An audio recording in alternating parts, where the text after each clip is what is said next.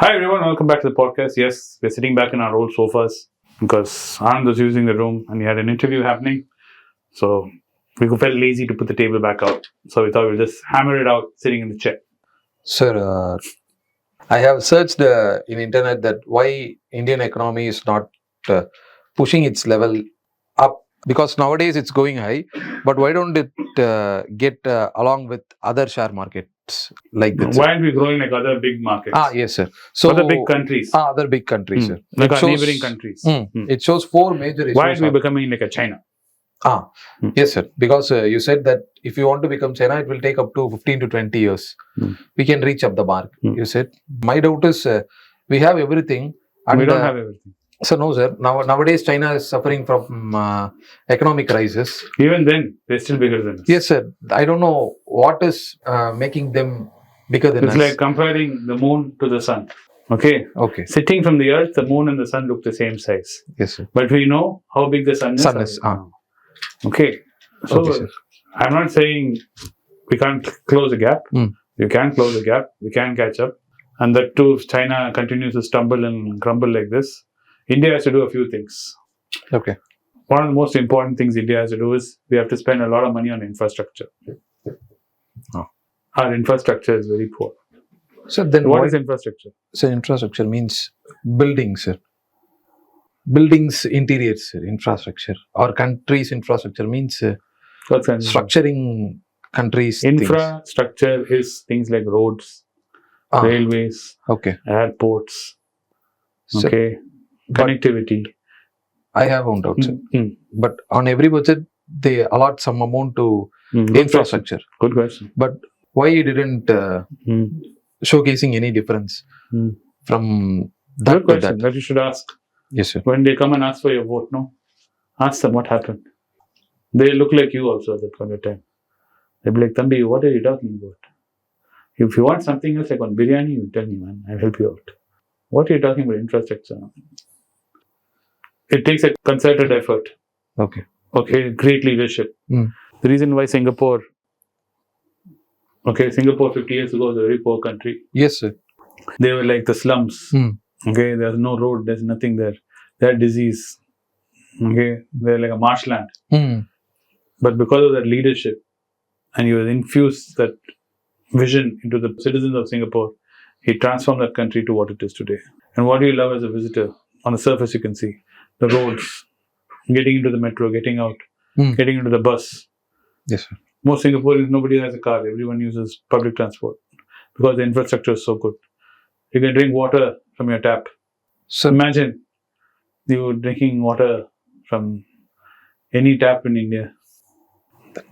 Well, majority of the poor people are doing that, but because they have no choice. Yes, sir. At least they get some water, but that needs to improve. We need to improve our infrastructure, sir. And I have another thing which we need to do is we have to remove impediments to investment. Okay. If someone wants to set up a business, it should be easy. Correct, sir. Getting money should be easy. Financing, if you have a good idea, getting financing and getting place and getting labor to work for you should be easy. Sir, as you correctly said, the thing that is affecting the major four issues of Indian economy, the first thing is taxes and startup funding, sir. As you correctly said, the startup funding is not good here. That's the main thing here. I'll tell you, there's corruption everywhere. I'm not saying it is because of corruption. Even US has lots of corruption. Yes, sir. Corruption is everywhere. Yeah. But the difference is there is at least some momentum to getting something done. Okay. The laws are such that at least it gives you to do some amount of work without facing the bureaucracy. In India, everything becomes bureaucracy. If you want to open one small tea shop, the amount of bureaucracy it faces is incredible. If you want to do it the right way. Correct, sir. So what you do is you say, okay, forget it. I'll do it the easy way. Because there's no clarity. If you want to start a business, where do you go? What do you do? Correct, sir. That's why most of them choose that other routes. Understood, sir. Sir, and the next thing is law and slow legal system, sir. In India, when we have a corporate case or something, it not only around takes case. us maximum. We have to really overhaul our justice system. There's too few judges and there's too many cases. Yes, sir. Around 40 million cases is pending in India, sir. Yeah. There needs to be something from the government. You can't blame the judges, you can't blame the lawyers. They're trying to do the best of the system they've been given. Yes, sir. True. So I don't blame the courts. I don't blame the lawyers and the judges. The government needs to step in and come out with some draft. It can't be done overnight. It has to. We find it hard to fill vacancies in judges itself. Correct. So till there is a complete overhaul in that, and at least I would say 60 to 70% of the cases start going out smoothly. I don't think everything has to go in and out fast. Even in Singapore, the case can take a long time, depending on the case. Okay. But at least trivial cases, small cases, can be clear. Not waste the court's time. Correct, sir. So some way it has to be reformed. Those kind of legal reforms take time. And it has to take a lot of willpower and imagination from a leadership. The problem in India is our governments only sit for 5 years. Correct, sir. Okay. It's a very rare thing that 2 terms back to back, like what Modi has got. And even after 10 years, he's been in power. Yes, sir. He made many promises 10 years ago that if you give him a mandate, that he would be single-handedly, he can do whatever is required. He's done things. I'm not saying he's not done anything. But he could have done a lot more. Imagine you were given full freedom to do whatever you want. Then expectations very high. Yes, sir. That is a problem. Sir, and the third thing is overseas banking, sir. They said it's overseas banking because if your business is running so good in India, if we want to try that in outer space, sir, like in other countries. Sorry, outer space means in other countries. I say, what? In other countries, we need funding. Yes. So if we go to their country and ask loan from them, they are not giving because they are not trusting us, because they don't know the company, because the company is in our homeland. They don't know anything our homeland.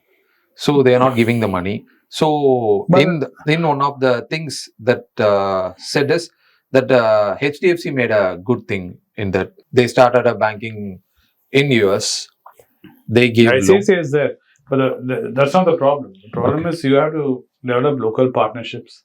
Okay. And you have to, first of all, governments have to get along. Okay. Correct, whichever country you want to work with, that government has to be friendly to Indian government. Indian government has to be friendly to their government. At their level, there's talks and there's things happening at that level. Then it becomes easy because then there's cross investment happening. Like what's happening with India and Japan right now? A lot of Japanese companies are here in India. You don't even know there's so many Japanese companies. And if I go pull out the directory and show you the thousands of Japanese companies which are operating and have factories here in India making things in India, you'll be shocked. Same way, there are a lot of Indian companies doing services in Japan. Okay. Not as much, but they're there. So this happens when there is bilateral relationship. So as a country, we should also develop that. Instead of picking fights, we should try and build more bridges. And the fourth thing is investing abroad, sir.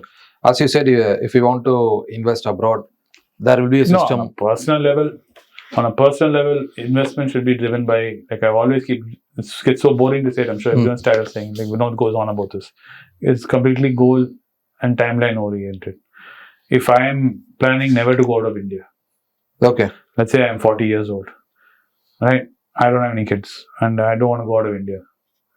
There's no reason for me to go invest everywhere around the world. There's enough investment opportunities, pockets of investment in India where I invest, I can see the returns I want and achieve the goal. What do I want into the day? To have enough money to eat and be peaceful and do the few things I want to do, wherever I want to go, and to do those things. That freedom is all you want. And for that, you don't have to invest abroad. So if you're investing abroad, it should be a reason for you should be there to go and invest abroad. The majority of the people's reason is they'll be getting more profit than Indian market, so we can try it out. Yeah, that's the major reason. Yes, but that kind of logic doesn't work. Okay. If you're not planning to ever go out of India, and there's no use for that. What do you need that kind of returns for? I mean, again, it boils down to if I need to make 100 crores in the next 15 years, then I need to be aggressive. It's a very big hill to climb. Let's say I only have 50 lakhs to start today. And in the next 20 years, I want to make that 50 lakhs into 100 crores, like an impossible task. Correct. Then I'll have to look at diversifying, taking extreme risks, right? Trying to find some unicorns to invest in and exit and, do all that kind of crazy stuff. Yes. But if my goal is, like I said, is to reach 7 crores, 8 crores, and I'm able to invest every month a lakh, I can get there very easily without taking much risk. So it depends on what you want. And the problem is, it's very boring. Investing is very, very, very Boring. Yeah. Like I said, Warren Buffett is sitting with $150 billion. He's collecting 7%, cool 7%. 11 billion. Yeah, $11 billion. And he's just sitting reading newspaper every day. So that's how boring investing is. Sir, and I have a doubt. Just as a layman, I'm asking you. Like, I read some real showcase about Ratan Tata, sir, that he's giving more than 60% of his wealth to Indian nation, like that and all. So I don't know why still He doesn't adopt you? No, sir, no.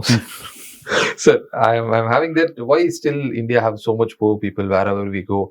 I don't know whether that money is. Oh, that's a very complicated problem.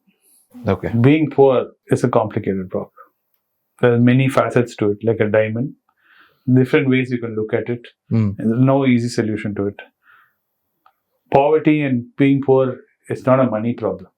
Okay. It is an access problem. People are not given access. If you are treated like a second-class citizen, you're not allowed access to everything. Like I have free access to all facilities in India. The poor in India do not have access like that. Doing anything and everything can be very tedious difficult. It's not money. It is access. That access is what is keeping you poor and keeping me rich. I can go to any bank and ask them for money. So any cuckoo idea I want to create. I want to start a business to make fake flowers and sell. Give one project report. Because looking at my background and my education immediately. They will give money. If it goes lost, okay. Look at Vijay Mallya and everybody. Right? Yeah, the same, some guy who's working in the pavement, he has a brilliant idea to sell biryani. Okay, he's found a secret place in Chennai where a lot of people want biryani, but there's no shops nearby. All he requires is 5 lakhs to buy the few things, and he's telling, I'll become profitable, sir, I'll return the 5 lakhs, you put whatever in there. Nobody will finance him. So he has to go to dubious ways of getting finance. And that pressure is on him. That pressure is on him. So, access is what is preventing people from coming out of poverty. All these days, what I thought is money is the problem that keeps us. Money is not the problem. Okay. Understood, sir. That's the same thing is true everywhere. Right away, immediately people think, I'm trying to put government down or something. I'm not. This is true in the US. The way the people in the US who are poor, the way they don't have access. Like for a white man in the US, it's very easy for him to get into a bank and get a loan. Same way a brown man, a black man cannot go to a bank and just ask for a loan. Even if he has the same qualifications or even better qualifications, he will not get. Understood, sir. Because you get painted with one brush. Some of it you can fool. Like what Donald Trump said, you wear a good suit, you can fool anybody. In one of his mentorship things what Donald Trump was doing, he was giving free suits to everybody. Poor, very poor. So you look very spiffy, you wear a suit and walk around. People immediately, especially in India, because of British heritage, we just assume the guy's a Dora, like some big shot. High class people. Especially go to the village side down south. You walk around with a suit, and, wear nice, clean shoes, and you got one watch in your hand and everything. They'll think, okay, this guy is some big man. Yes, sir. True. Some status come. Correct, sir. He will not be worth anything, but just because of the clothes, you wear the costume. So you can get away with it for some. You can fool some people sometimes. It's very hard to fool all of them all the time. Understood, sir. Okay, sir. Anyway, understood? Done, sir. Yeah. Anyway, I hope you understood. Thanks for watching the podcast, guys. I hope you found it informative and entertaining. We'll come back with some questions on the next one. Bye. Bye.